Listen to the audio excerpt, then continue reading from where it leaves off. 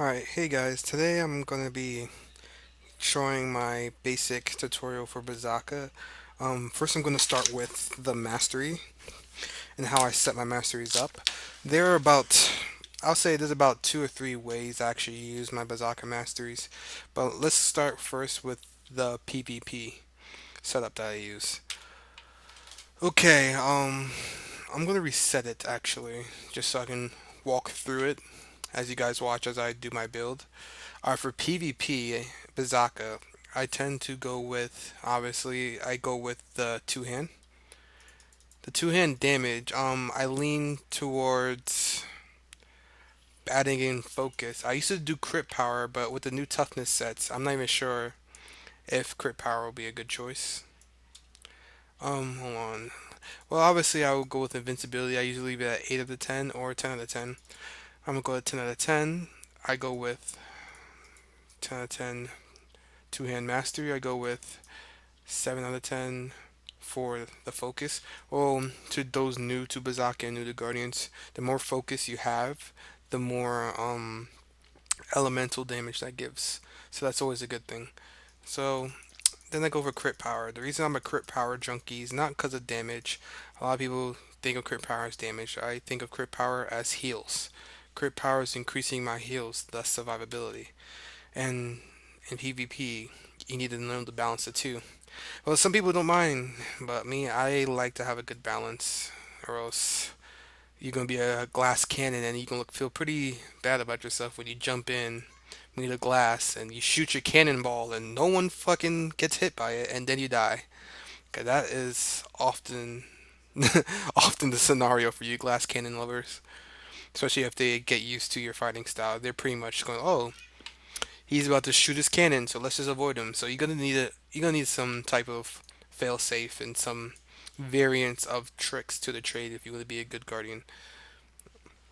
Because not just good guardian, honestly, just being good in PvP, you need to avoid predictability, and I'll actually talk about that in a later video. Okay, so let's go back to our weapon masteries now. Now, there's two types of styles I use in my Bazaka. One is the slash burst style. The other I call is spin to win. And, well, self explanatory spin to win. Literally, I spin, they die, I win. So let's go with the usual build I go with, which is a new hybrid between slashing and spin to win. So I like landslide because I don't know, it's a 5 second cooldown. It's the one of the highest hitting hits on the Guardian's arsenal, and is also a knockdown, so it forces the enemy to use one of their jumping cooldowns, which is always useful to keep them in a good stun lock without them jumping out and flipping out. What I need to stress in the Bazaka build for Guardians is this: Razor Edge is the make or break mastery for Bazaka Guardians. Reason being, it's not. Alright, Razor Edge. Whoops, wrong button. Razor Edge is actually the moneymaker for Bazaka Guardians. Reason being is that the higher the mastery is, the higher the chance you proc the split effect. And what I mean split effect is that as a Bazaka Guardian, you want to keep your target bleeding as at all times. Bleeding is literally going to be the universal truth for Bazaka Guardian, especially in the 1vx, like 1v2, 1v3. You want to keep all your targets bleeding because you want to stay in Fanatism as long as possible. Okay, so let me use this dummy as an example. Let's set the strength to Elite Monster. Don't mind me, I'm always seriously undergeared most of the time. Not undergeared, I'm okay geared, I guess. Depends who's watching the video. I know some guys are like, bullshit, Mikers. Same level, highest level, whatever. And then just take off the HP reduction so I don't worry about the whole green bar thing. Okay, so you would like to keep your target bleeding as much as possible, and without Razor Edge, you won't be able to make it care any target bleed. So you want this to be at 10 out of 10. There is no if, ands, or buts. PvE or PvP, Razor Edge needs to be 10 out of 10. Reason being is that at level 9, the chance of proccing the split effect, which is like an extended bleeding, is 21% compared to the 32% at level 10. So it's when some skills have a major. So keep Razor Edge at level 10 out of 10. Keep your target bleeding. This bleeding effect is going to be necessary for you to be a spin to win guardian. Okay, so next after you get Razor Edge 10 out of 10, you will want to keep Solar Fury 5 out of 10. Because, well, honestly, you can switch it out, but this is just how my build is. So I will keep Solar Flurry 5 out of 10 strictly because it's not a kill move for me. It's more of a move I use just to get to the next stage in Fanatism. Other than that, it's not really a kill move. Razor Tempest is I use as my kill move, so this is more of a spin to win build with a slash. Okay, so I'm gonna do Razor Edge 10 out of 10. The thing about not Razor Edge, I'm sorry, Razor Tempest 10 out of 10. The thing about Razor Tempest is that once the target is bleeding, it actually has a 32% chance of resetting the cooldown.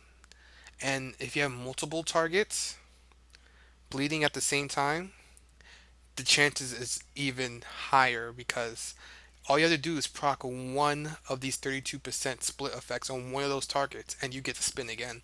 That's why I love fighting players who come at me with their dragons right next to them. It's just easy spinning. So you have double the chances of proccing the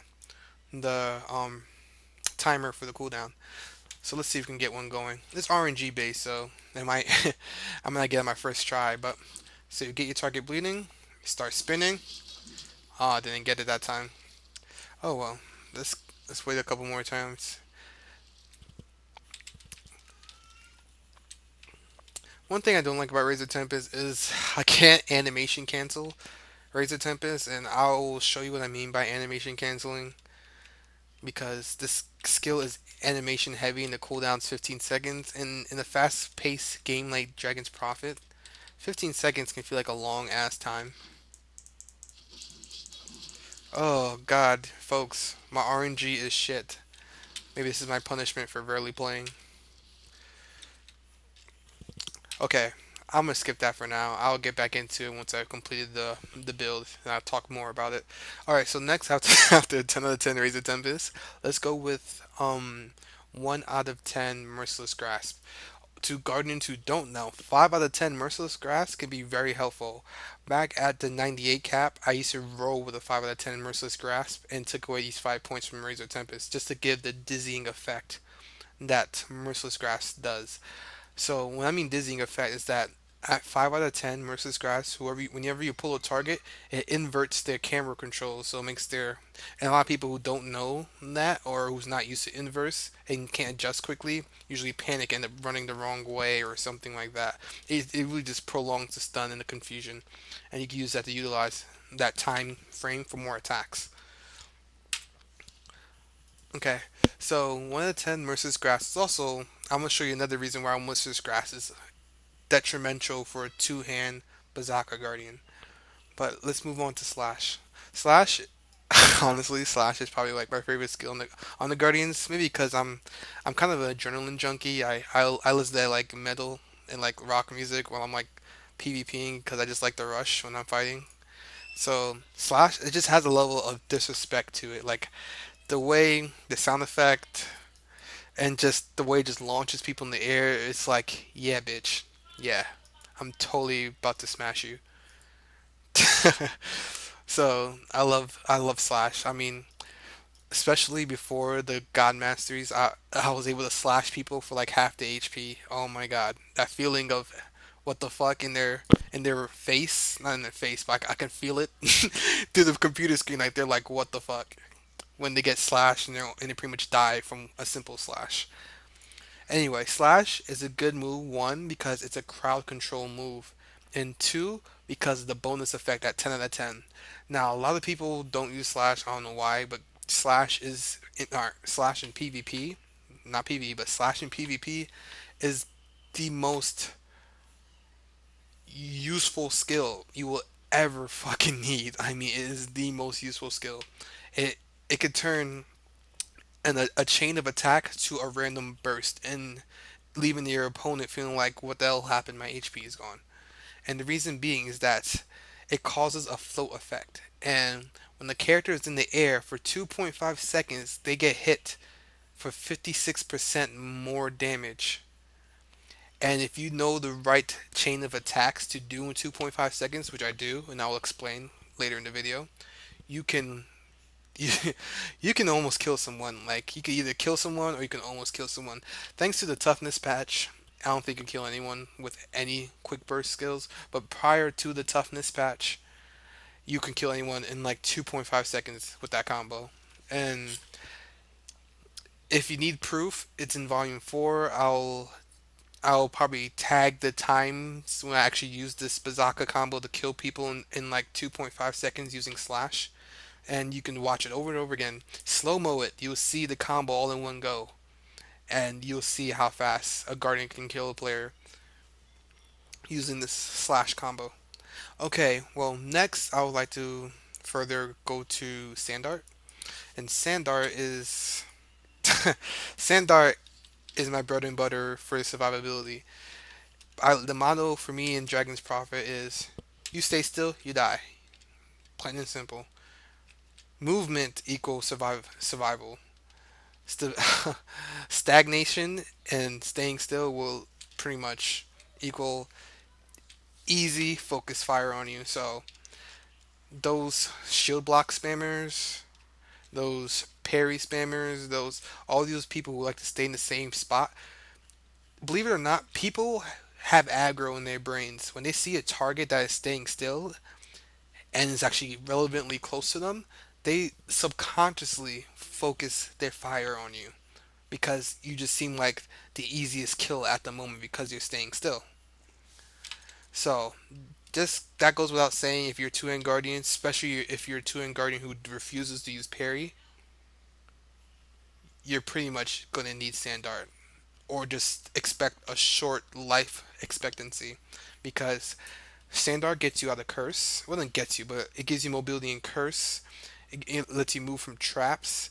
It also gives you easy dodging skills for Wings of Fury, as well as what's that whale skill? What a whale skill that Oracles use. I'm sorry, I forgot the name. Haven't used my Oracle in a long time. But Wings of Fury is pretty much the easiest skill to dodge, and I cringe every time I see Guardians face tank it just because they feel like they had no choice. So, that being said, Sandart is your friend. It's more than your friend. It's your guardian angel. Sandart or get the fuck out if you want to be a PvP Bazaka guardian. I'll probably find a friend to duel too, and I'll show you all the tricks coming together. I might break up the video in parts, considering how long it's gonna take to effectively teach and give a good until I feel like the video is clear enough that anyone who's just hitting end level can understand